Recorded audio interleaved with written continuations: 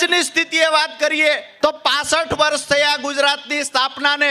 હું ગ્રામ્ય વિસ્તારમાંથી આવું છું, ખેડૂતો માટે લડું છું, તો ખેડૂતોની સ્થિતિ શું છે એના મુદ્દે થોડી વાત કરું કે ખેડૂત દિવસે દિવસે દેવાદાર બનતો ગયો। 2014 માં જે ખેડૂતોનું દેવું 75,000 કરોડ રૂપિયા હતું, આજે 1,45,000 કરોડ રૂપિયા ખેડૂતનું દેવું થયું। શહેરની વાત કરીએ તો મહિલાઓ અસુરક્ષિત મહેસૂસ કરે છે પોતાની જાતને।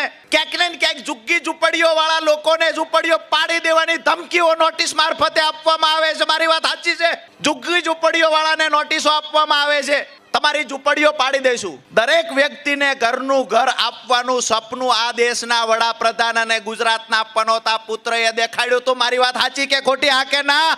દરેક વ્યક્તિને પોતાને પાકું ઘર આપવાનું સપનું વડાપ્રધાને બતાવ્યું હતું। તમે અમારું પાકું ઘર તો નથી આપી શક્યા, પણ જે લોકો ઝૂંપડી કરીને પોતાના પરિવારને વસાહત ત્યાં કરી છે એની ઝૂંપડી પાડી દેવાનું કોઈ કૃત્ય કરતું હોય તો ભારતીય જનતા પાર્ટી આ કૃત્ય કરે છે। અહીંયા કહેવામાં આવ્યું ચંડોળા તલાવમાં ઘૂસણખોરો હતા, બાંગ્લાદેશીઓએ ઘૂસણખોરી કરી હતી, એટલા માટે આખી વસાહત પાડી દેવામાં આવી।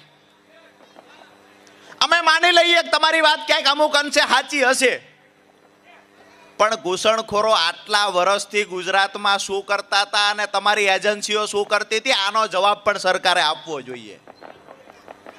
આટલા વર્ષથી ઘૂસણખોરો હતા, તમે લોકોનું ધ્યાન ભટકાવવા માટેનું કામ કરો છો। વર્ષો વયા ગયા, હવે જ્યારે ઘૂસણખોરો, બાંગ્લાદેશીઓ, આતંકવાદી સમાન લોકો, આતંકવાદીઓને સપોર્ટ કરનારા લોકો અહીંયા ચંડોળા તલાવમાં રહેતા હતા, જ્યાં સુધી સરકારની વાત માનીએ ત્યાં સુધી પોલીસે પ્રેસ નોટ આપીને કહેવું જોઈએ કે આટલા લોકો ગેરકાયદેસર અહીંયા વસવાટ કરતા હતા અને ગેરકાયદેસર વસવાટ કર્યો એની સામે અમે આ કાર્યવાહી કરી છે। આ પોલીસે પ્રેસ નોટ રિલીઝ કરવી જોઈએ જો ખરેખર વાત સાચી હોય તો। આ નથી કરવાનું, લોકોનું ધ્યાન ભટકાવવા માટેનું કામ ભારતીય જનતા પાર્ટી કરે છે।